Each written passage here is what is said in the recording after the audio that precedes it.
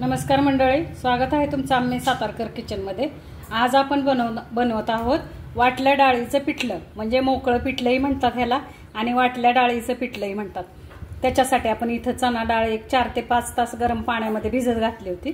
छानपैकी डाळ आपली अशी भिजलेली आहे। हे पहा, 4 ते 5 तास आपण डाळ भिजवून घेतली।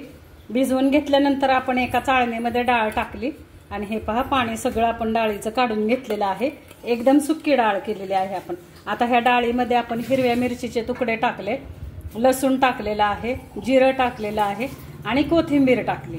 आता ही डाळ आपण मिक्सरला काढून घेणार आहे। मिक्सरला काढणार आहे आपण डाळ, तेव्हा ह्याची एकदम पावडर पेस्ट नाही करायची आपल्याला, अशी थोडीशी जाडसर आपण मिक्सरला करून घेतोय। तर आता पहा तुम्ही, तर हे पहा, आपली डाळ आपण मिक्सरला बारीक करून घेतली। बारीक जास्ती केली नाही। हे पहा, आपण थोडी दरदरीत अशी डाळ ठेवलेली आहे। ही एकदम बारीक करायची नाही आपल्याला, आणि थोडेसे असे डाळीचे दाणे राहिले ना तरी चालतील, कारण हे आपल्याला पिठल्यामध्ये खूप छान लागतात बरं का पिठलं खाताना। त्याच्यामुळे हे आता अशा प्रकारे आपण मिक्सरला डाळ करून घ्यायची। आता मी पुढे दाखवते आपण काय करायचं। आता हे मी कुकरच्या भांड्यामध्ये डाळ टाकून घेतली।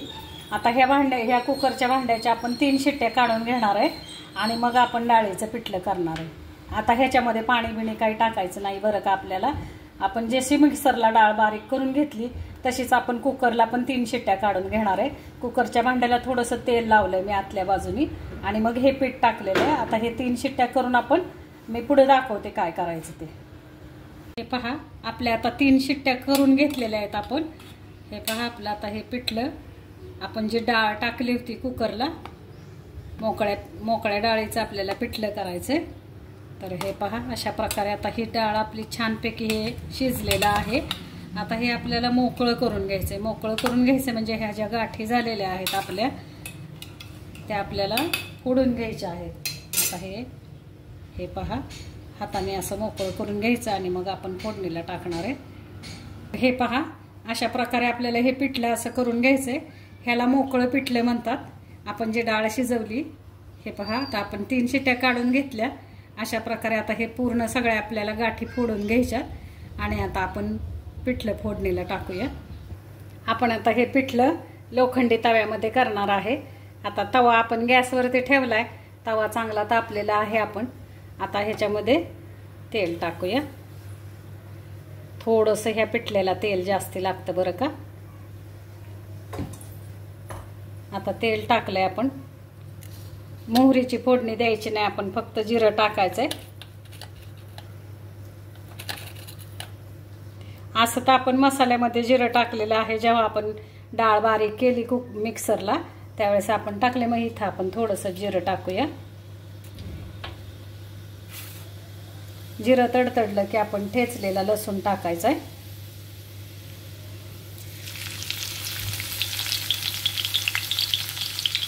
कढीपत्ता टाकूया।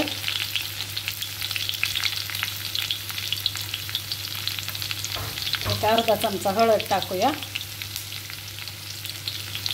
अर्धा चमचा हिंग टाकूया। आता हे थोडंसं आपण छान उलटण्याने परतवून घेऊया। थोडा आपल्याला लसूण चांगला ब्राऊन होऊन द्यायचा आहे। आपण आता कांदा टाकलेला आहे तेलामध्ये। हा कांदा पण आपल्याला लालसर होईपर्यंत परतून घ्यायचा आहे। लसणाची फोडणी टाकली आपण। आता हे लसणाच्या फोडणीमध्ये कांदा आपल्याला लाल होईपर्यंत परतायचा आहे। हा पहा, कांदा आपला भाजत आलेला आहे, मऊ झालेला आहे आणि थोडासा लालसर पण झालाय। आता कधी पण आहे ना मंडळी, एक गोष्ट सांगते मी, कुठल्याही प्रकारचं आपल्याला पिठलं करायचं असेल तर त्याच्यासाठी लोखंडी भांडं घ्या। लोखंडी भांड्यामध्ये म्हणजे कढई घ्या, तवा घ्या, जे तुम्हाला पाहिजे ते, आणि त्याच्यामधली टेस्ट बघा पिठल्याची कशी लागते आपल्याला। लोखंडी भांड्यामध्ये केलेलं पिठलं खूप छान लागतं। त्याच्यामुळे जेव्हा कुठल्याही प्रकारचं आपल्याला पिठलं, झुणका जे काय करायचं असेल ते लोखंडी भांड्यामध्ये करा। मिरचीचा खरडासुद्धा लोखंडी भांड्यामधला खूप छान लागतो। त्याच्यामुळं ह्या ज्या आपल्या पारंपरिक पद्धती आहेत तर त्या आपण थोड्या पुढे चालू ठेवल्या तर त्या पदार्थांना चव पण छान लागते बरं का। जे पूर्वी लोक लोखंडी भांड्यामध्ये करायचे ते थोडंसं तुम्ही पदार्थ करून बघा आणि त्याची टेस्ट बघा कशी लागते ती. आता हा आपला कांदा चांगला भाजत आलेला आहे. आता आपण ते पिठलं फोडणीला टाकूया. अशा प्रकारे आपण आता हे जे आपण डाळ मोकळी करून घेतलेली आहे ती डाळ आता आपण कांद्यामध्ये टाकलेली आहे, ह्या फोडणीमध्ये टाकली. आता अशा प्रकारे आपल्याला हे छानपैकी परतून घ्यायचे. मीठ टाकूया आपण, चवीनुसार मीठ टाका. मीडियम गॅसवरती आपण हे आता परतून घेणार आहे आणि एक 5 मिनिटासाठी आपण झाकण ठेवून हे पिठलं आपलं मुरून देणार आहे चांगलं. आणि मग आपण बघा पिठलं आपलं तयार होणार आहे. हे पहा, आपण आता थोडंसं तेल सोडूया साईडने पिठल्याला. ह्या पिठल्याला तेल थोडंसं जास्त लागतं बरं का.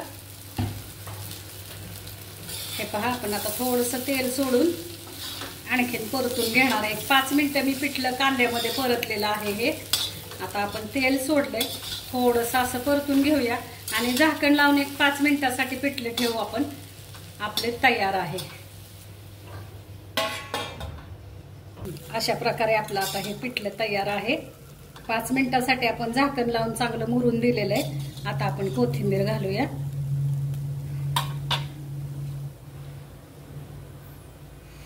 अशा प्रकारे आपलं मोकळ्या डाळीचे पिठलं तयार आहे. आता आपण गरमागरम भाकरी बरोबर सर्व करूया. आता आपण भाकरी बरोबर पिठलं सर्व करतोय.